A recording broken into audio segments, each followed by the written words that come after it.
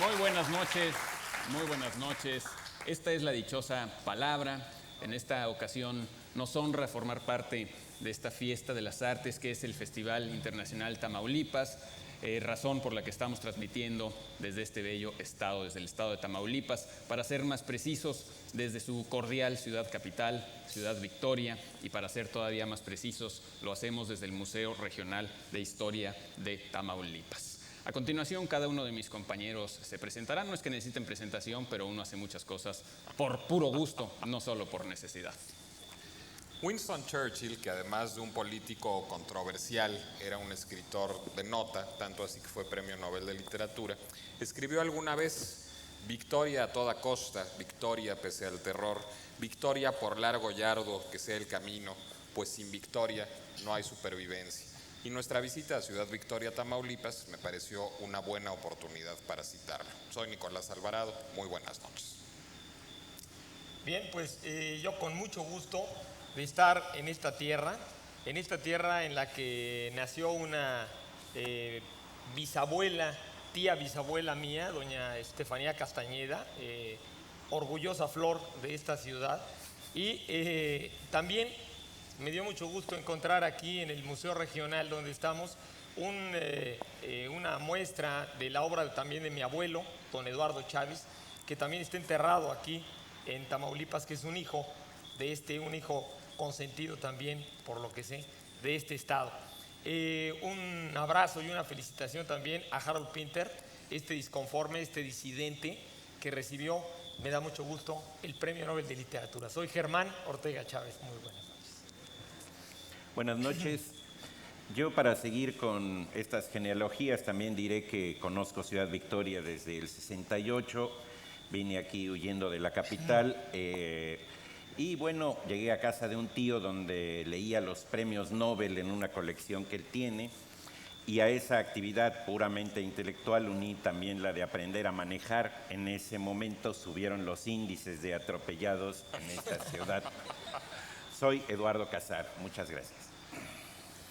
Escribir es vivir en cierto modo, y sin embargo todo nos conduce a intuir que la vida jamás estará escrita. Son palabras del poeta José Emilio Pacheco, que recibió hace unos días en España un reconocimiento, una condecoración que lleva el noble nombre de Federico García Lorca.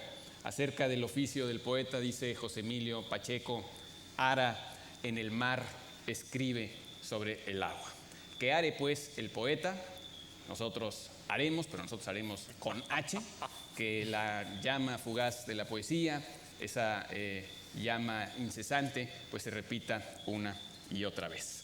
Vamos a comenzar nuestro programa. Pero antes de comenzar, Pablo, tenemos que felicitar y mandar besos y cariños a nuestra compañera y amiga Laura García, hombre, que hoy es su cumpleaños. Un gran beso a distancia, Laura, y lamentamos mucho no estar en su festejo de sus 15 primaveras, que son las que está cumpliendo esta noche.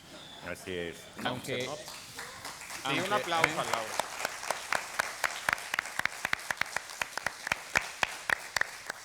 Aunque para ser sinceros, Laurita, la primavera se siente todavía más aquí en Ciudad Victoria que allá. No, aquí se siente el verano, qué bárbaros, cómo aguantan. La canícula, el estío. Bueno, muy bien, vamos a comenzar. Tenemos muchas preguntas acumuladas y tenemos también preguntas del público aquí presente.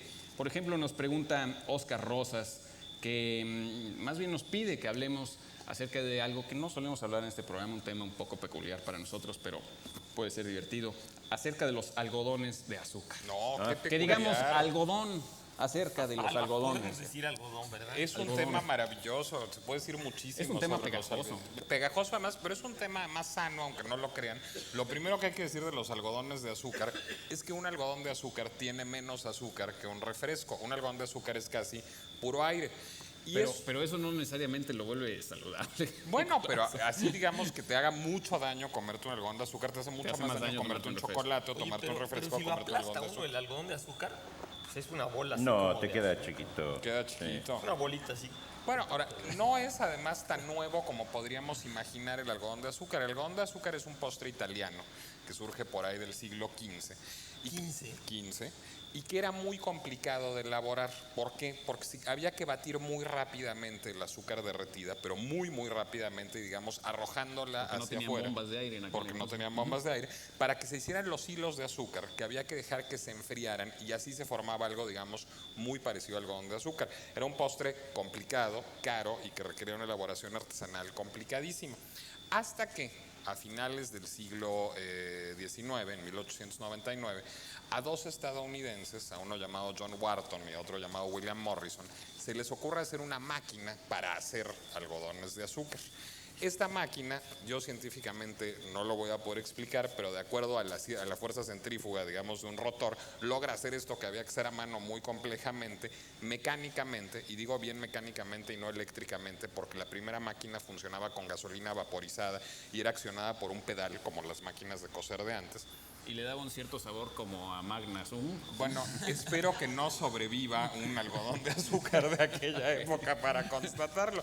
Después lo hicieron ya con electricidad y su gran éxito vino en 1904 en la mítica Feria Mundial de San Luis, Missouri. Hay, por cierto, una película espléndida de Vincente Minnelli al respecto que se llama Meet Me in St. Louis con Judy Garland. Y ahí se volvieron un gran éxito los algodones de azúcar, tanto así que empezaron, digamos, a recorrer todos los Estados Unidos y el mundo entero, en donde llevan nombres muy peculiares. Por ejemplo, en francés el algodón de azúcar se llama barbe à papa, la barba de papá, que es muy bonito. O en Australia le dicen hilo de hada, por, digamos, esta connotación un poco diáfana que tienen los algodones de azúcar. E incluso han ascendido recientemente, digamos, a las altas esferas culinarias. En los años 60, un restaurante importante de Nueva York, el Four Seasons, los integró a su carta de postres. Y recientemente muchos chefs en el mundo están... Pero ¿a poco te los dan con un palito? Te los dan con un palito. Pues si te lo sirven en el plato pierde todo su chiste. No, fíjate que ahora los sirven en el plato, pero en versiones de sabores extraños. Ahora en Nueva York, en un restaurante que se llama WD50, se sirven acompañando carnes o pescados o pollos. Algodones de azúcar de betabel, de rosa, de cardamomo, para acompañar distintas especialidades. Claro, es imposible hacer un algodón de azúcar que no sea cuando menos un poco dulce, porque la sustancia misma del azúcar es lo que le permite dar esa consistencia.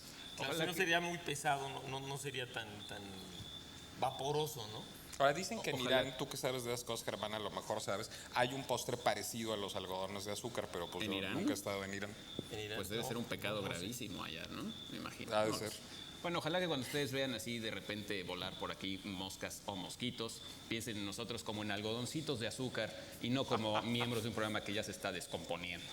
Es que claro, pues aquí con el trópico y las luces se nos juntan algunos mosquitos por ahí. Bueno, A aquí eso no me se refiero. antoja el algodón de azúcar. No, con tanto calor, no. Ahora, curiosamente, ahorita pienso en el azúcar, que el azúcar tiene un simbolismo diferente al de la sal, porque cuando se tira el azúcar en la mesa, dicen que es buena suerte. En cambio, cuando se tira la sal, dicen que es, pues, es mala suerte, ¿no? Cuando se te cae... El azúcar es mala suerte cuando se cae al piso. Sí, Probablemente digamos por el que sentido una de- persona salada pues tiene una connotación negativa y en cambio para Una volver dulce, negativa exacto. una persona dulce tendría que ser empalagosa, ¿no? Como los algodones, Puede ser, según yo. puede ser también, ¿no? Son buenos. ¿No? Dulce está bien, pero empalagosa ya se pasó.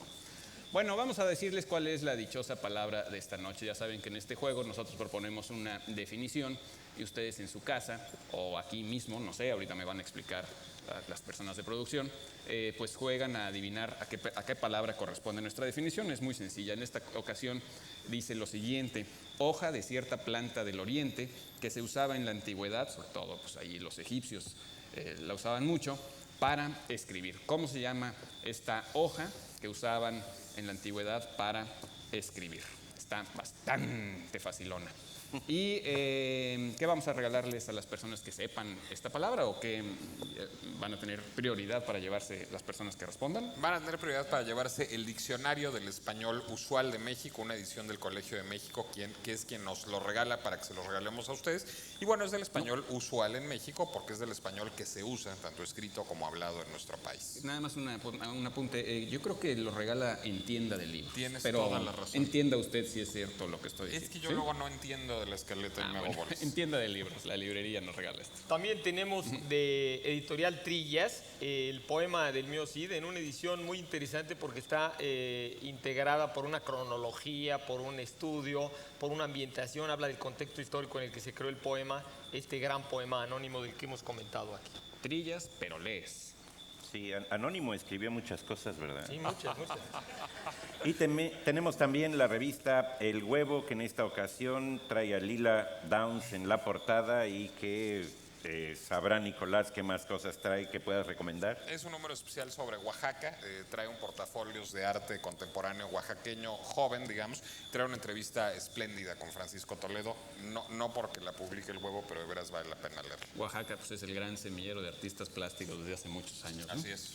Bueno, repito la definición, hoja de cierta planta del oriente, que también se encuentra también en América, una planta muy similar, se llama junco, si no me equivoco. Y también se utilizaba de una manera similar. Y se usaba en la antigüedad pues para escribir, como base para escribir. También tenemos, por cierto, 5 pases dobles para la Orquesta Sinfónica Nacional, para que acudan las personas en el Distrito Federal o que vayan al Distrito Federal mañana al Palacio de Bellas Artes. Hay 5 pases dobles para escuchar a nuestra Orquesta Sinfónica Nacional, cortesía del Instituto Nacional de Bellas Artes. ¿Quieren hacer preguntas del público aquí presente o quieren que sigamos con preguntas del público que nos escribió allá? ¿Le contestamos sus preguntas al público? Del público aquí presente. A ver, bien. De los que acudieron aquí en Ciudad Victoria. ¿Tienes algo que Algo bueno, responder o nos que están decir? preguntando una muy rápida.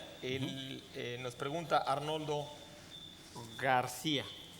Arnoldo García, que el origen de la norteñísima palabra huerco, bueno, como muchas otras palabras norteñas, viene de un anglicismo, ¿no? Viene de worker, el hijo del trabajador, del worker es el huerco, ¿no? El huerco y el hijito chiquito es el huerquito, ¿no?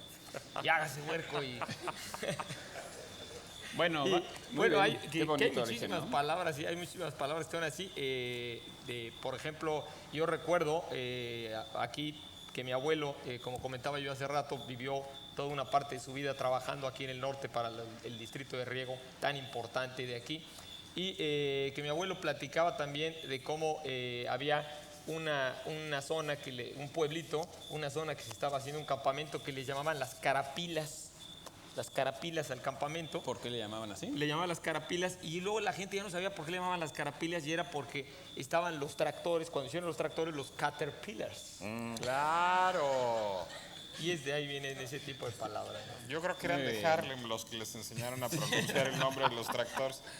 Muy bien. Nos pregunta Julio Sánchez, más bien nos pide, nos ruega que hablemos acerca de un clásico, de El Decamerón. El Decamerón de... Ahí, Súper clásico. el Decamerón es un clásico, una recopilación de cuentos y producción de cuentos de Boccaccio. La semana pasada hablamos de Petrarca. Qué curioso, ¿verdad? Curiosamente, Boccaccio, digamos que es la Conocía cara, muy bien, ¿no? la cara en prosa de esta visión del naciente Renacimiento. Es un conjunto de cuentos, unos personajes se refugian de la peste en un castillo fuera de la ciudad, 7 mujeres y 3 hombres, y deciden ponerse a contar cuentos. Es un muy buen ejemplo de un texto mayor que tiene historias insertadas, así como las novelas del Quijote, que cada vez que se encuentran en algún lado, en vez de prender la televisión, se ponen a contar cuentos. No había dichosa palabra en esa época, ¿no? Y bueno, entonces es muy importante porque al poner en prosa estas historias, hay una visión de la mujer muchísimo más realista, muchísimo más viva, muchísimo más sensual, si la comparamos con las mujeres idealizadas de la Laura de Petrarca, por ejemplo, ¿no? Entonces es una obra que, bueno, se lee muy bien, tiene fama de ser una obra licenciosa, porque precisamente al entrar los elementos de sensualidad, hay algunos cuentos dentro de todo el conjunto que sí son bastante licenciosos, no licenciados, licenciosos. Yo diría además, Eduardo, que ese cariz licencioso se le dio a partir de los años 70 por la película de Pasolini, que en efecto toma algunos de los cuentos más licenciosos del Decamerón.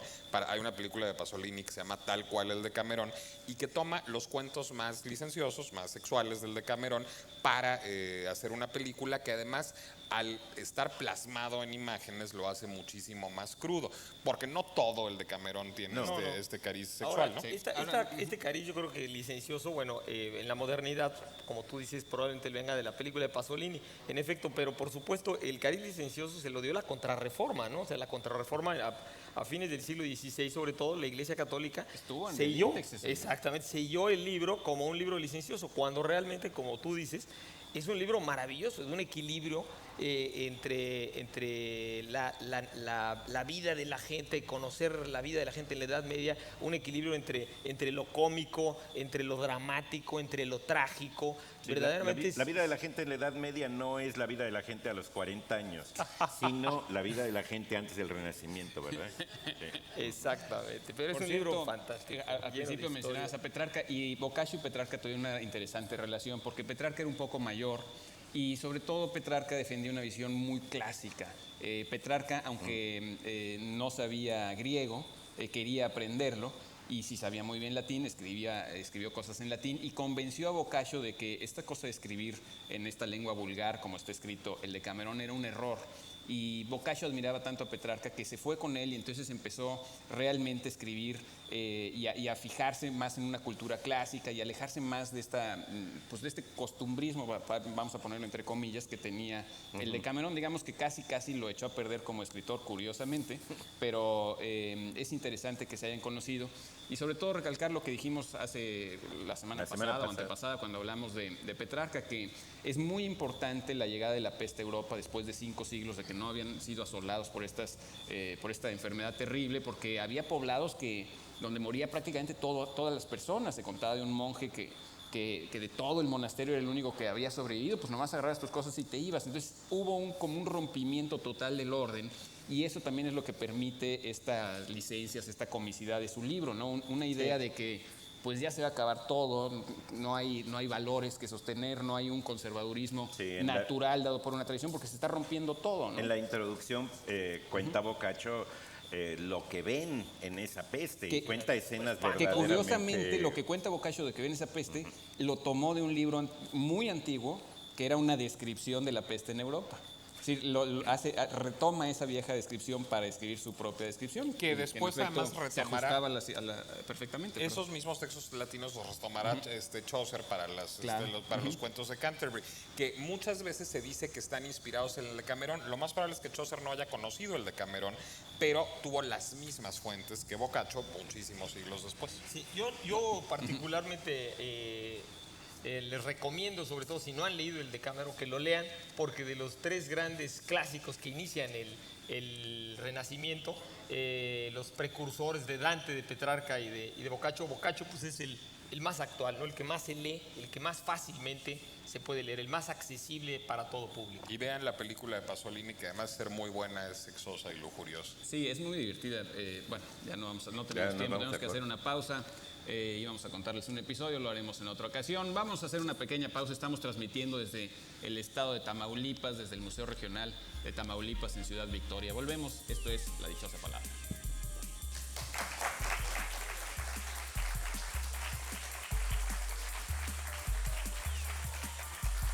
¿Quién va? Otro obsequio para La Dichosa Palabra. La ciudad y sus silencios, de Alejandro Espinosa. Instituto de Cultura de Baja California.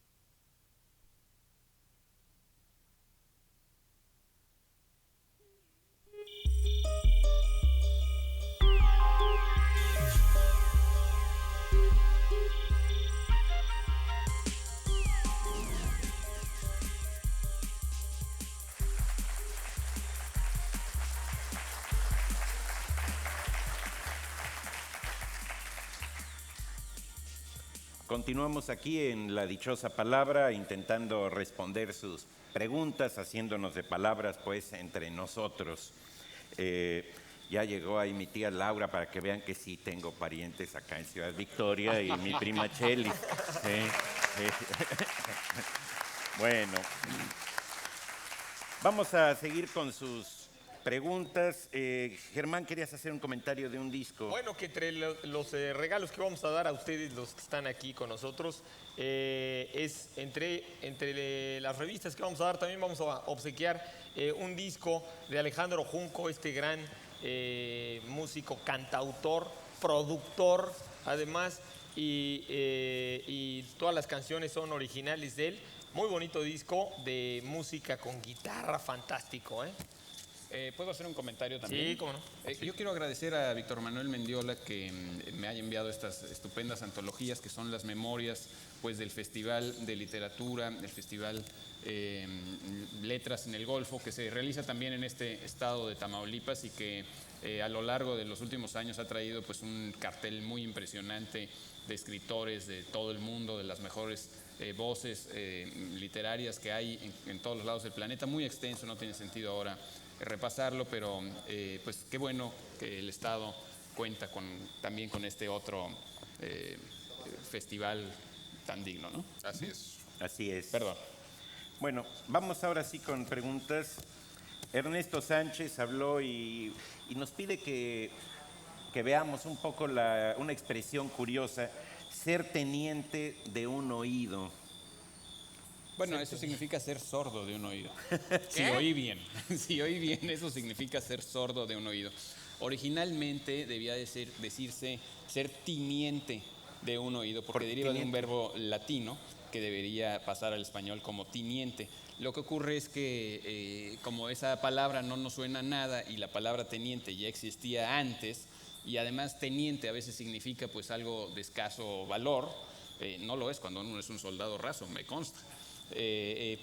La gente empezó a usarlo como teniente, ser teniente de un oído. Pero y como eso significa que verbo, uno no oye bien, ¿no? De un verbo que tiene que ver con no oír, ese tiniente, dice. Sí, de un...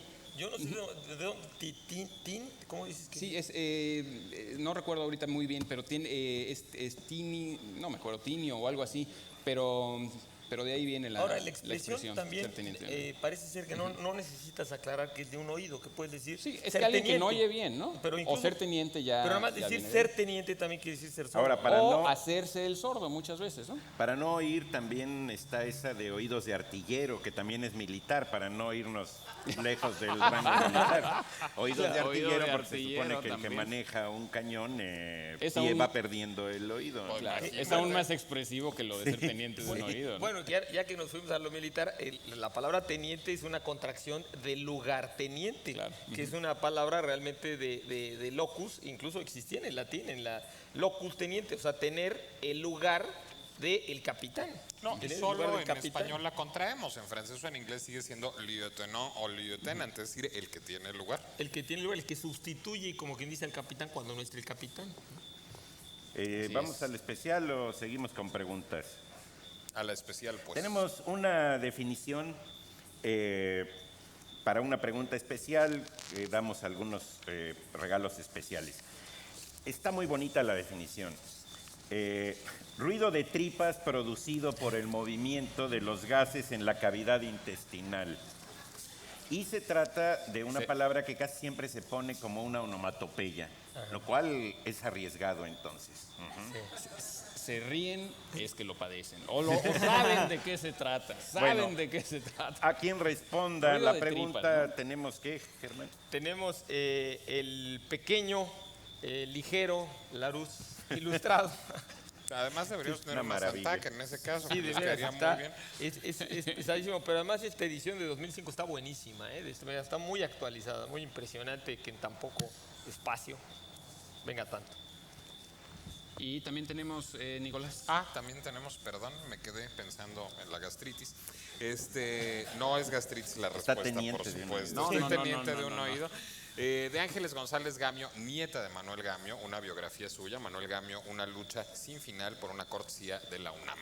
Y ya que estamos pensando en la gastritis, por cierto, había una novela que yo leí hace muchísimos años que se llamaba Todos los ombligos son redondos, en la que el protagonista había aprendido a afinar estos ruidos de sus propias tripas, se convertía en diplomático y aprendía entonces a entonar el himno de las naciones que visitaba, pero con las tripas. Era una novela, como pueden comprender, bastante mala, pero de eso se hace un lector también a veces. También vamos a regalar ejemplares de la revista Tragaluz, una estupenda revista, dice aquí que es una revista de entretenimiento cultural, es una revista de entretenimiento o de cultura, que una cosa y otra creo que son. Y es una revista sobre todo inteligente y divertida que se hace en Guadalajara.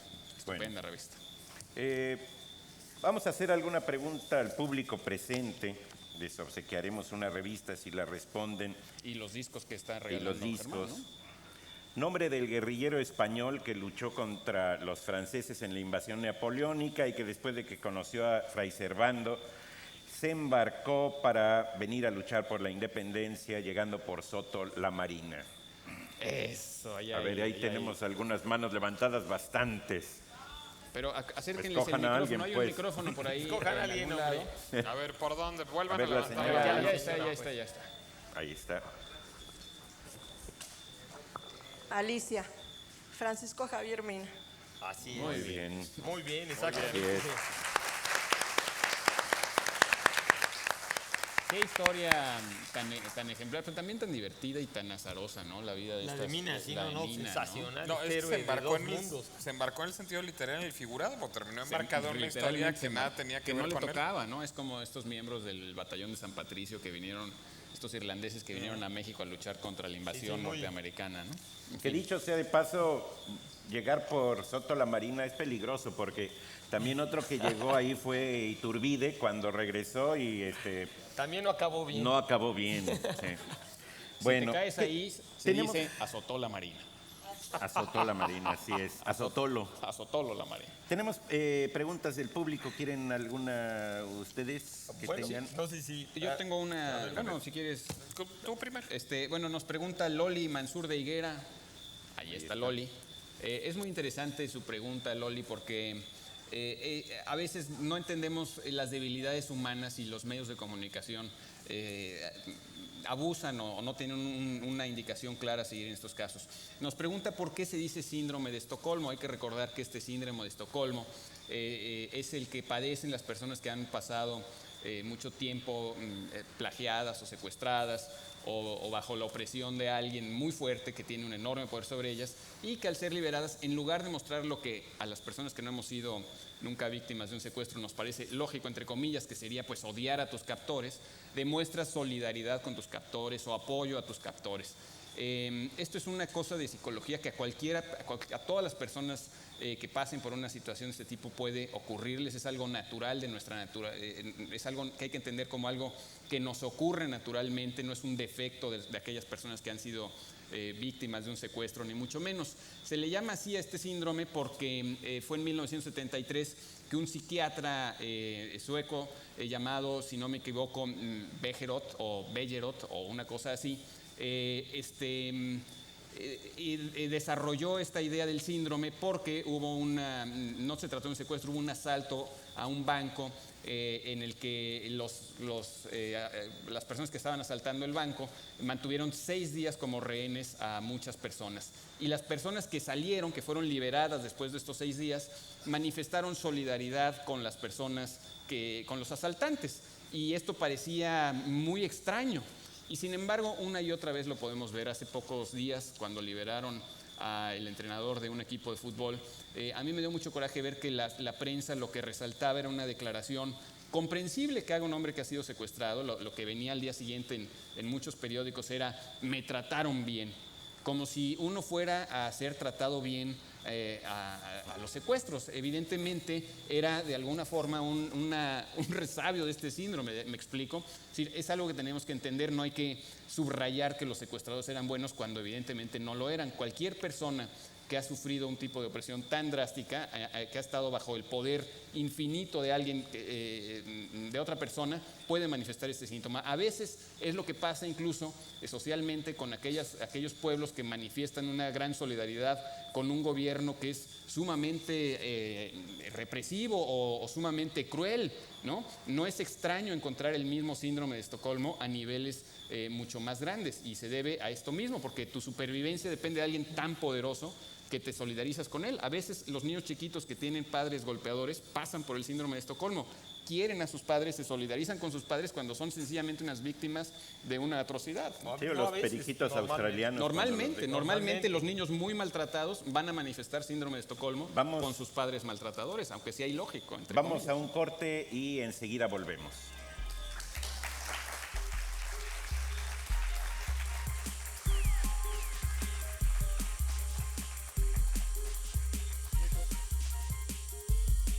Otro regalo para la pregunta especial.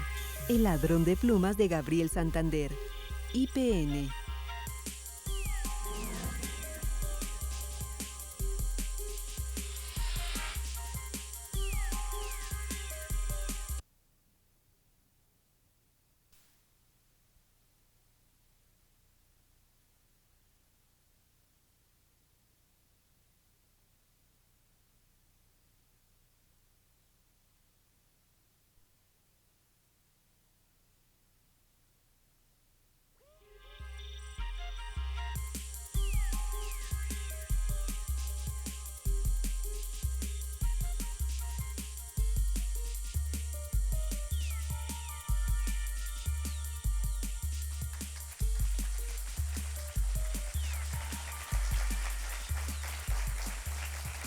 Ya estamos de regreso en La Dichosa Palabra, aquí transmitiendo de Ciudad Victoria, Tamaulipas, totalmente en vivo. Llámenos, estén en donde estén, en Ciudad Victoria, en la Ciudad de México o en cualquier punto de la República o del mundo en el que se vea Canal 22, y respondan a nuestra Dichosa Palabra de hoy, que está bastante fácil. Díganos cómo se llama una hoja de cierta planta de Oriente que se usaba en la antigüedad para escribir. Y seguimos con las preguntas, que tenemos preguntas del público presente aquí. ¿Quién se quiere aventar alguna? Pues a ver, Celeste Bernal González nos preguntas aquí en la primera fila que si podríamos hablar un poco acerca del Satiricón de Petronio. Bueno, esta extraordinaria y muy importante obra que heredamos del mundo clásico fue escrita, como tú ya pones, por un señor que fue muy importante políticamente también en el mundo romano temprano, del Imperio Romano temprano. Petronio era un hombre muy sabio, muy informado, incluso con una visión bastante enciclopédica para su época, y que fue asesor del emperador Nerón, fue prácticamente el maestro de Nerón. Petronio además era muy famoso porque sabía muy bien vivir, ¿no? Le decían arbiter elegantiorum, o sea, el árbitro de la elegancia. Y eran famosas las fiestas y las reuniones donde él deparaba y enseñaba cómo comportarse, digamos, las reglas de la cortesía romana temprana. Él fue un ejemplo de ello. Ahora, su obra El Satiricón, que es una obra verdaderamente sensacional, desgraciadamente es una obra fragmentada por la represión y por la censura que sufrió a lo largo de la Edad Media por los monjes medievales, que vieron en el Satiricón de Petronio referencias inadecuadas para la tradición cristiana, para la tradición del cristianismo. Sabemos que el Satiricón tenía muchas referencias al cristianismo temprano y que esas referencias fueron suprimidas del texto original, y por eso ahora tenemos nada más fragmentos. Sin embargo, es una novela de aventuras fantástica. Tiene incluso fragmentos que son preludio de la literatura de terror, de la misma literatura fantástica, estoy diciendo. Y de la erótica. De la erótica, por supuesto, de la literatura costumbrista. Es un narrador estupendo, como lo fue Giacomo Casanova, de su época. Platicó de los bajos mundos del mundo romano y del alto mundo. Petronio al final tuvo que suicidarse presionado por ciertas circunstancias políticas, pero la obra también fue pasada al cine por el famoso director italiano Federico Fellini, y la obra de Fellini fue muy criticada en muchas cosas por los lectores de de Petronio, Pero sale me parece que es una Capucín, que era muy aproximación, guapo. No, y también, una aproximación muy interesante, de cualquier manera, plásticamente, a la obra de Petronio. El libro se lee bastante bien, ¿eh? Se lee bastante bien todavía. Yo quisiera añadir a lo de Petronio, por motivos aviesos pero románticos, que la esclava de Petronio, con la que se suicidó, porque ella por amor se suicida con él, se llamaba precisamente Eunice, como mi mujer, y así de querendonas son las Eunice. Como tú no seas tan ocurrente como Petronio, ¿no? Sí. Bueno, espero ser tan elegante como Eso, Petronio. tan elegante, Eso sí. sí. Tenemos ahora la dichosa palabra, se las recuerdo, cómo se le llama a esta hoja de cierta planta de Oriente que se usaba en la antigüedad para escribir, y qué les vamos a regalar en caso de que nos contesten correctamente. Entre otros, este libro, que parece envuelto en un mantel de cuadritos, pero no, que es un libro del Café de la Gloria, que es una antología de arte y de literatura, que retrata un cierto momento importante en la Ciudad de México para una generación de personas, no solamente de artistas plásticos. Por cierto que el Café La Gloria sí tiene manteles de cuadritos de esos, Sí, además. sí. Bueno, y tenemos también de Antonio Tabucchi, Sostiene Pereira, una magnífica novela que también tiene su versión cinematográfica. Esto es cortesía de El Sótano. Estupenda novela. Estupenda, sí, con Marcelo Mastroianni, ¿no? Esa versión. Ese que está aquí, ¿verdad? Tenemos también varios ejemplares para ustedes de la revista Ixtus, una revista libro, una revista verdaderamente libro, muy interesante. ¿Tenemos tiempo todavía de hacer otra pregunta del público que nos ve en sus casas? Yo espero que sí. David Pantoja nos pide, mejor dicho, que hablemos de Robert Oppenheimer, personaje harto controversial. Súper controvertido. Él es considerado como el padre de la bomba atómica, algunos otros lo consideraron el padre de la física teórica en Estados Unidos, y es un hombre que refleja de alguna manera el conflicto que se ha vivido, aunque ya no tan fuerte en los últimos años, porque ahorita les explico por qué, porque ya han ganado los gobiernos, entre la ciencia y los poderes del Estado. Él representó un momento donde los científicos fueron muy importantes para diseñar políticas de Estado, en concreto una política belicosa, de guerra, y en efecto fue la cabeza de lo que se conoce como el Proyecto Manhattan, el auténtico, porque ahora resulta que la policía de la Ciudad de México sacó un Proyecto Manhattan para bloquear los teléfonos celulares en los penales de las Esperemos cárceles. que no sea así de letal el Proyecto Manhattan de la policía mexicana. El grado de investigación que consistió en hablar a Israel y pedir la tecnología para que les bloquearan los teléfonos celulares. Pero bueno, el Proyecto Manhattan fue este proyecto concertado durante la Segunda Guerra Mundial entre muchos científicos para desarrollar una bomba atómica. Además, es bien importante porque pone también en escena el conflicto entre la tecnología y la supervivencia de la humanidad, ¿no? Finalmente, Robert Oppenheimer fue un hombre con muchísimas inquietudes, no solamente... Si no era en una toda la horrible ciencia. persona. No, para nada. Yo creo que era un hombre muy brillante, brillantísimo, decían las personas que lo conocieron. Entró a muchísimos ámbitos de la ciencia. Fue la primera persona, por ejemplo, que predijo la existencia de los agujeros negros. Fue además un gran lector, tenía una enorme facilidad para los idiomas. Tenía intereses muy, muy amplios que uno no se imagina en un científico muy clavado en sus temas, Sabía por así decirlo. sánscrito y griego. El holandés se le dio facilísimo, tenía una enorme facilidad para los idiomas y muchísimas preocupaciones de toda índole, en muchísimos campos de la ciencia, no solamente en el desarrollo de la bomba, sino... Y fue un hombre muchas siempre otras muy cosas, ¿no? activo políticamente. Robert Oppenheimer, en paralelo a su carrera científica, pues estuvo cerca de muchas causas progresistas en los Estados Unidos, como además él provenía de una familia próspera, era hijo de una pintora y de un gran empresario textilero judío de Nueva York. Bueno, pues incluso dio fondos para muchas de estas causas progresistas. Y en la época del macartismo lo tuvieron verdaderamente bajo vigilancia, precisamente como un personaje sospechoso y peligroso. Y lo degradaron. Es que hay que sumar a sus simpatías de izquierda de toda la vida que en cuanto se detonan las bombas en Hiroshima y en Nagasaki, él empieza a sentir una gran culpa por haber, digamos, renuncia y se dedica a partir de entonces al activismo en contra de la carrera nuclear y se dedicará sobre todo a dar conferencias y escribir artículos tratando de disuadir a los países de producir más bombas atómicas. Sí, exacto.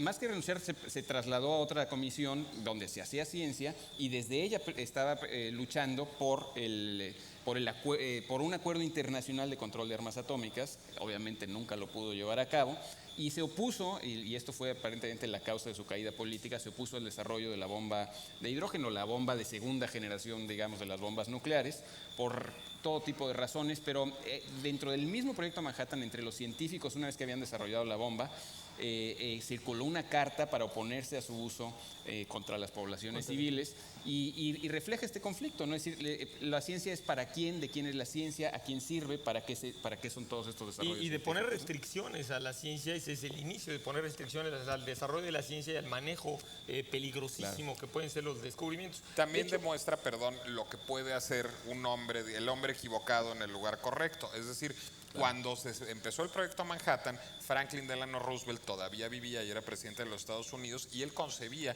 el proyecto Manhattan como una estrategia puramente defensiva a partir de rumores de que la Alemania nazi estaba desarrollando una bomba atómica. El problema es que Roosevelt se murió en el camino y pues... De hecho, Einstein escribió una carta famosa a Roosevelt solicitándole que Estados Unidos hiciera una investigación para este desarrollo, pero finalmente Alemania nunca la pudo desarrollar. Dijo todavía Einstein, si hubiera sabido que Alemania no la iba a lograr desarrollar, jamás le hubiera escrito una carta a Roosevelt. Hay una anécdota literario religiosa muy interesante de Oppenheimer. Cuando él vio la primera prueba en Los Álamos de la bomba atómica, él nos dejó dicho que lo primero que se acordó es de un capítulo del Bhagavad Gita, de este gran libro de la literatura hindú, en el cual se describe la representación del espíritu supremo hindú, y dice, es como el resplandor de 1.000.000 de soles. Y dice, lo que recordé fue esa fuerza verdaderamente religiosa. Y Oppenheimer después escribió que él sentía que se estaban metiendo en asuntos casi religiosos con lo de la bomba. De hecho, esa primera prueba, esa primera explosión nuclear, Oppenheimer la llamó Trinity por un poema de John Donne que dicen que que era una especie de homenaje a una novia izquierdista que tuvo en su juventud, que se había suicidado y que le había introducido los poemas de John Donne. Lo tomó en un soneto de este poeta. Bueno, pues igualmente explosiva es la voz de nuestro productor, que ya quiere que ya nos vayamos a unos mensajes. Entonces ahorita regresamos aquí a la dichosa palabra. Muy bien.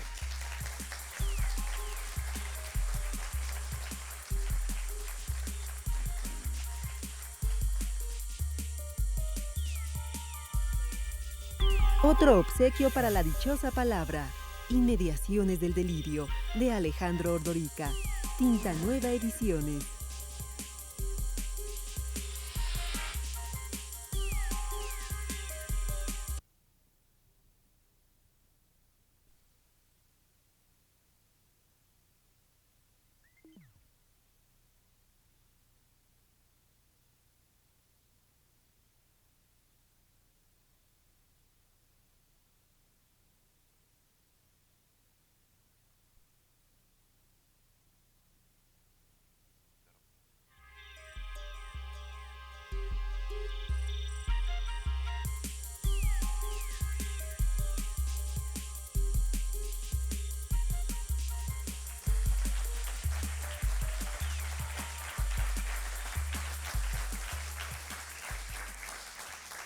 ¿Qué tal? Aquí seguimos con ustedes en vivo desde Tamaulipas, Ciudad Victoria, desde el Museo Regional de Historia de esta ciudad, y tenemos el gusto de estar aquí con el licenciado Fernando Mier y Terán, director del Instituto Tamaulipeco de Cultura y Arte, con el cual vamos a platicar un poco acerca de la historia de esta ciudad y por supuesto del festival mismo. Tuve la oportunidad de leer algo de tu, permíteme llamarte, de tu currículum. Me impresionó muchísimo. Oye, qué bárbaro, además de cantante de ópera, de vestuario, te has dedicado a la escenografía, a los trajes. Así es. Padrísima chamba además, ¿no? Sí, no, definitivamente lo interesante de este trabajo es que realmente siempre estás con proyectos nuevos y diferentes, ¿no? Y en este caso, bueno, pues sí, hay algo de eso. En mi caso, soy un gran aficionado a la ópera, porque aunque estudié canto, realmente nunca me dediqué a eso de manera profesional. Pero sí, bueno, hemos tenido la oportunidad de producir óperas. Precisamente en esta ocasión estamos en esta 7ª edición presentando una coproducción del Gobierno del Estado de Sinaloa y del Gobierno del Estado de Tamaulipas, que es una cuestión bastante inédita, esta coproducción entre los estados, en el que estamos precisamente preparando este título que ayer se estrenó, antier, perdón, y que bueno, pues va a realizar un recorrido por varias ciudades del estado. ¿Es la Bohème? La Bohème de Puccini, Con así Eugenia es. Garza y Jesús Suaste, dirigida por Miguel Alonso. Exactamente. Y bueno, también como director concertador Gordon Campbell. Y Eugenia, bueno, pues también va a tener por ahí una presentación con Andrea Bocelli, va a interrumpir la gira para ir a Virginia a cantar con Andrea Bocelli y regresa, así que realmente estamos de lujo con Eugenia, que ya está en las ligas mayores. No, tiene una voz privilegiada, Eugenia. Sí, además. extraordinaria, además, bueno, pues acompañada por Alfredo Portilla y un gran elenco, Jesús Suaste y otros grandes cantantes. Además, yo realmente los felicito porque poner una ópera es realmente algo tan sofisticado, tan complejo, tan caro, ¿no? Que de veras se necesitan ganas y amor al canto. Hay una Definitivamente. coproducción de ambos festivales, del de Sinaloa Sí, y en del de Tamaulipas. En esta ocasión se hizo una participación especial con esta coproducción. Ya habíamos tenido la experiencia con La Flauta Mágica de Mozart el año pasado y este es el segundo título que producimos juntos. Y es que, bueno, como saben, las bodegas de Bellas Artes sufrieron un incendio en el que se perdieron un gran número de producciones, entonces pues ahora si se quiere montar esos títulos hay que producirlos. En este caso, pues entre los dos estados nos permite unir esfuerzos y que esta producción pues se use más, porque compartimos los costos y además cuando se producen los estados pues no se tiene tanto la oportunidad de volver de seguir usando las producciones. En este caso pues permite optimizar esos recursos. Me decía Fernando Miguel Alonso que el año que entra se verá en Sinaloa la producción de la Bohème. Exactamente. Nosotros la estrenamos y ellos la presentarán en el primer semestre del próximo año. Fernando, ¿y nos podrías hablar un poco más acerca de otros aspectos del festival? Sí, cómo no. Bueno, pues el festival tiene un gran número de eventos este año. Tenemos una gran cantidad de grupos que nos visitan de 12 países. Ayer se presentó en Nuevo Laredo el Ballet Folclórico de Antioquia, de Colombia, que nos reportan de todo el estado que están extraordinarios los grupos. Ahorita, por ejemplo, en este momento se está presentando un grupo de tango que se llama Tango Emotion aquí en la Plaza Juárez de esta capital. Y bueno, pues hemos tenido realmente un gran éxito con todos estos grupos que se están presentando. Tenemos a Pep Bow en el teatro, este extraordinario pues actor que hace todo este manejo con las burbujas gigantes, ¿no? Que es arquitecto de formación, además, entonces eso me imagino que le da pues, una concepción plástica concretamente de las Fue muy Exactamente. espectacular verlo ayer en Suave es la Noche. Sí, ayer salió. A ustedes les ha de dar pena, pero platícanos un poquito acerca del lugar mismo en el que estamos, este museo regional, porque tiene que ver con parientes de Germán Sí, Ortega. desde luego, le comentaba ya a Germán allí en una de las pausas que los terrenos donde se construyó este extraordinario museo, bueno, que es ahora el Museo Regional de Historia de Tamaulipas, fueron donados por Teodosia Castañeda Núñez de Cáceres, hermana de Estefanía, quien con el obispo Filemón Ríos y Terán dio inicio a la construcción de esto que fue el asilo vicentino. La gente muchas veces confunde, hablando de la dichosa palabra, le dicen el asilo bizantino. No es bizantino, es vicentino porque eso era de las monjas de San Vicente de Paul, ¿no? Pero no los corriges porque sería una discusión bizantina. Exactamente. Pero bueno, es una cuestión interesante porque coloquialmente se comete mucho ese error, ¿no? Aquí en O sea, un Ciudad Victoria. deslizamiento, a pesar de que son una es la B chica y otra es la Vicentino B. y bizantino. Exactamente. Entonces, bueno, pues este edificio fue cuartel, fue escuela, ha sido muchas cosas, pero gracias al esfuerzo de un grupo de promotores culturales que ya tienen más de 3 décadas trabajando, se logró concretar el sueño de que este edificio se recuperara de la ruina que se encontraba. Por cierto, saludo a Carlos Avilés, cuya madre, la señora Vivi Arreola de Avilés, fue una de las grandes promotoras del rescate de este edificio, que se concretó pues con el apoyo y el trabajo de muchas generaciones de victorenses. Y además de veras se siente el tiempo, se siente la historia en estos muros. Reivindica Padrísimo algún edificio. lugar para ti, ¿no? ¿Verdad? Sí. Sí, hombre, sí, que me pongan en una esquinita. En una esquina. Claro, que además de esa familia salió, y lo dejaría como una pregunta abierta, a ver si saben el nombre, el fundador de Chetumal. El fundador Era de Chetumal. pariente de ellos, hermano de También. ellos. Sí, fíjate que además... Pues no sería Vicente, por Vicentumal, ¿no? Vamos a ver qué nos dice. Mi madre, fíjate que se llama Estefanía, justamente en memoria de mi tía. De mi tía Estefanía Castañeda, que es una de las principales promotoras de los kinder. Exactamente, fue la fundadora, una gran pionera de la educación preescolar en México. Aquí hay un extraordinario jardín de niños que lleva su nombre y de cual una tía mía fue de las primeras, de las fundadoras de ese jardín de niños que lleva el nombre de tu, ¿no? Pura familia ahora. Así es. No, pero lo que pensaba yo es que qué bueno que el gentilicio de aquí ahora que todavía sea victorenses y no victorianos, que sería gravísimo. Claro, sería terrible. Además, bueno, Victoria desde luego lleva el nombre en honor al primer presidente de México. A Guadalupe Claro, Victoria. no tiene nada que ver con Por la reina supuesto. Victoria que le da el nombre a los victorianos. Así es. Oye, y bueno, regresando a lo del festival, se me hace muy bonito además la palabra festival, ¿no? Porque la palabra festival que tiene un origen sagrado, ¿no? Que tiene que ver con lo sagrado, con un momento, con un tiempo sagrado, con un tiempo que tenemos que separar del tiempo de la necesidad, del tiempo de la producción, del tiempo del trabajo.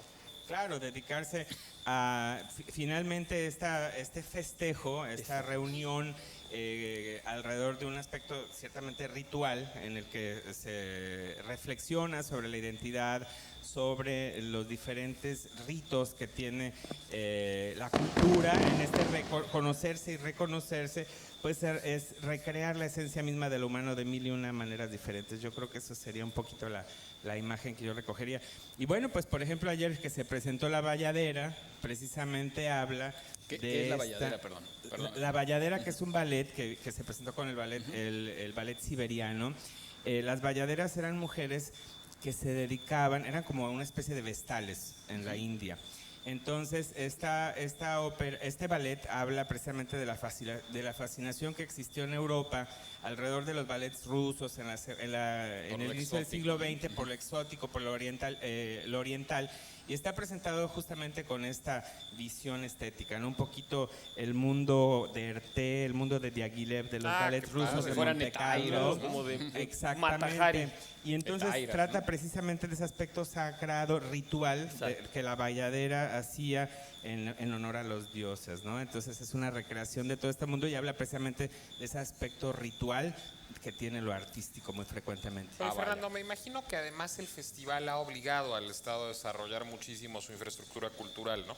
Sí, bueno, pues actualmente contamos ya, por ejemplo, en Tampico y en Nuevo Laredo con unos teatros de primera línea. Cuando recordamos que hace 7 años precisamente en Tampico estábamos presentando la ópera Carmen en un gimnasio, ¿no? En el gimnasio de la Universidad Autónoma de Tamaulipas, o el ballet Don Quijote, en el que había que hacer verdaderas proezas técnicas para poder acondicionar eso como un teatro.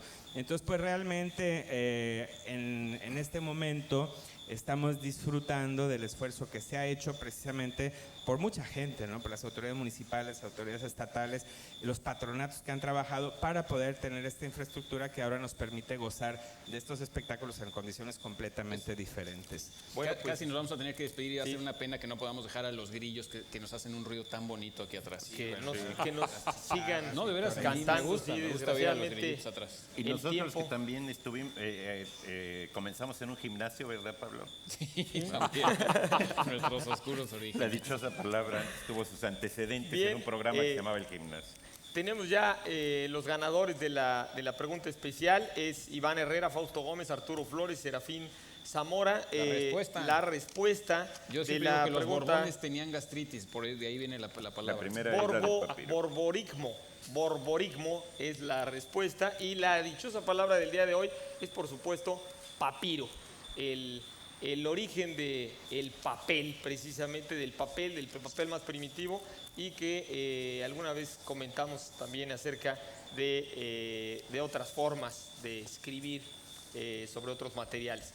Bien, queremos agradecer especialmente al comité organizador del Festival Internacional de Tamaulipas 2005, al patronato del festival, al DIF de Tamaulipas y al gobierno del estado que han hecho posible que nosotros estemos aquí. En especial a José Manuel Flores y a Eric Aguirre, a la licenciada Laurelena Lavín González, directora del Museo Regional de Historia de Tamaulipas, muchas gracias, al arqueólogo Francisco Mendoza y a todas las personas que nos apoyaron y participaron en esta transmisión. Por supuesto, muchísimas gracias a todo el equipo de Canal 22 que vino desde la Ciudad de México a hacer este trabajo tan importante. Muchas gracias, Fernando, Mieri Terán. Gracias, al contrario, muchas gracias a todos ustedes. a todos ustedes, Nicolás, Pablo, Eduardo, allá en México. Nos vemos el próximo sábado. Saludos a Laurita, felicidades. Así es, hasta el sábado. 9 de la noche.